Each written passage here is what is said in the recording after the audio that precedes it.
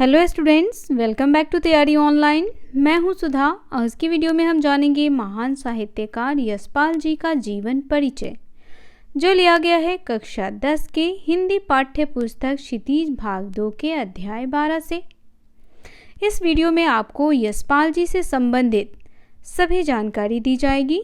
ये वीडियो आपके एग्जाम्स के पॉइंट ऑफ व्यू से बहुत ही महत्वपूर्ण है, तो वीडियो को आप एंड तक देखें। तो चलिए देर न करते हुए यशपाल जी का जीवन परिचय देखते हैं। हिंदी के महान साहित्यकार यशपाल जी प्रेमचंदोत्तर युगीन कथाकार हैं। इनका जन्म 3 दिसंबर 1903 में पंजाब के फिरोजपुर छावनी में हुआ। प्रारंभिक शिक्षा इन्होंने कांगड़ा में ग्रहण की। कांगड़ा कहाँ है बच्चों? तो देखिए, कांगड़ा जो है वह हिमाचल प्रदेश में है। तो वहाँ से उन्होंने प्रारंभिक शिक्षा ली।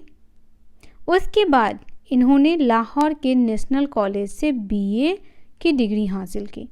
उस समय पाकिस्तान और भारत जो था वह एक ही देश था, क्योंकि आज़ादी के बाद भारत और पाकिस्तान अलग अलग देश बने हैं।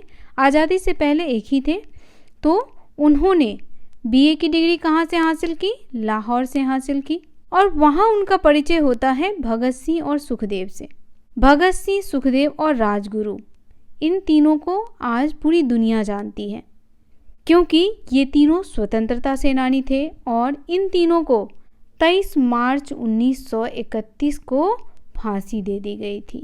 और इस दिन को किस रूप में मनाया जाता है बच्चों? तो 23 मार्च को मनाया जाता है शहीद दिवस के रूप में।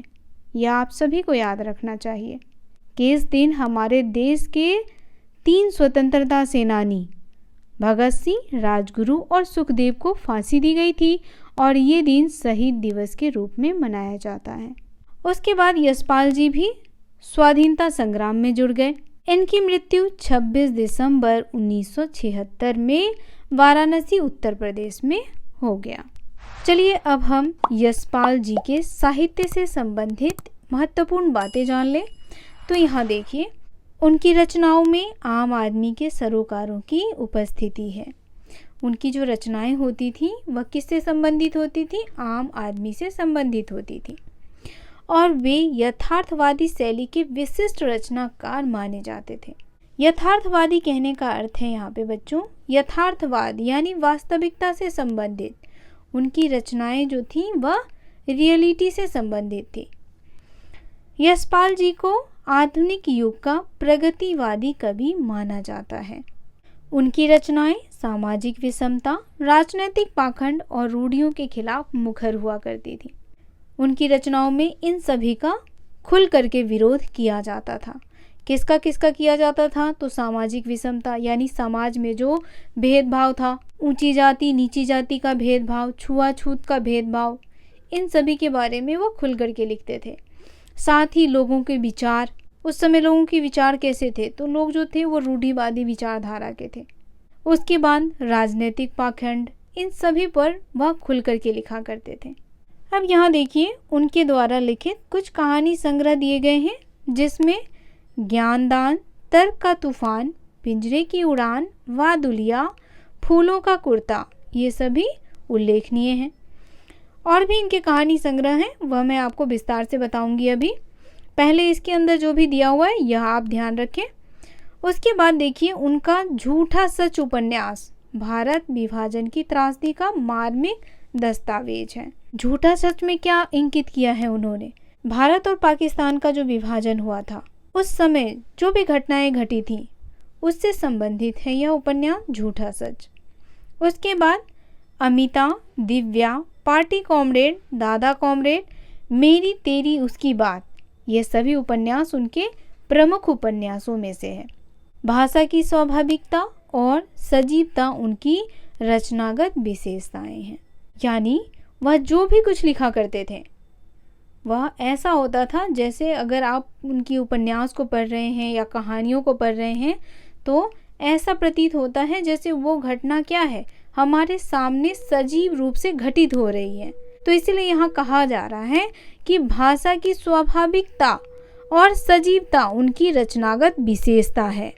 चलिए अब उनके द्वारा लिखित कहानी संग्रहों के बारे में जान लें और कब लिखा गया था यह भी आपको बता दें। तो देखिए कहानी संग्रहों में पहला है आपका पिंजरे की उड़ान, यह प्रकाशित हुआ था 1939 में। दूसरा फूलों का कुर्ता, यह प्रकाशित हुआ था 1949 में।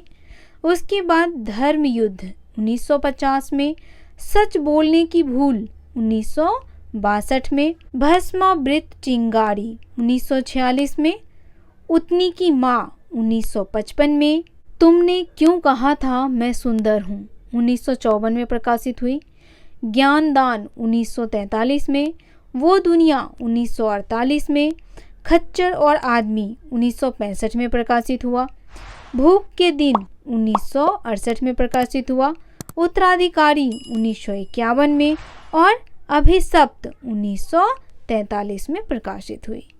उनके द्वारा लिखित व्यंग संग्रह देखिए, तो उनके द्वारा लिखित व्यंग संग्रह में है चक्कर क्लब और दूसरा है कुत्ते की पूंछ। व्यंग संग्रह तो आप जानते ही हैं, व्यंग यानी कि हंसी मजाक, ऐसी रचना जो हंसी मजाक से ओतप्रोत हो। अब देखिए उनके द्वारा लिखित प्रमुख उपन्यासों में कौन कौन से हैं। तो पहला है दिव्या, देशद्रोही, झूठा सच। झूठा सच के बारे में तो आपको बता दिया गया है। झूठा सच किस पे आधारित है, तो भारत पाकिस्तान के विभाजन पे और उस समय घटने वाली घटनाओं पे। उसके बाद दादा कॉमरेड, अमिता, मनुष्य के रूप, तेरी मेरी उसकी बात। तो ये हैं यशपाल जी के उपन्यास। तो बच्चों, यशपाल जी का जीवन परिचय यहीं समाप्त होता है। ये वीडियो आपको कैसा लगा आप हमें कमेंट करके अवश्य बताएं। अगर आप हमारा सपोर्ट करना चाहते हैं तो चैनल को सब्सक्राइब करें, वीडियो को लाइक करें और अपने दोस्तों के साथ भी शेयर करें। बेल आइकन अवश्य दबाएं ताकि सभी नोटिफिकेशन आपके पास सबसे पहले पहुंचे। वीडियो अगर आपने अंत तक देखा होगा तो वीडियो में बहुत सारी ऐसी बातें बताई गई हैं जो आपके आने वाले एग्जाम्स में अवश्य पूछे जा सकते हैं। यशपाल जी से रिलेटेड कोई भी क्वेश्चन अगर आपसे पूछा जाता है तो आप उसका आंसर आसानी से दे पाएंगे। तो मिलते हैं इनकी रचना लखनवी अंदाज के साथ। तब तक के लिए आप सभी का धन्यवाद।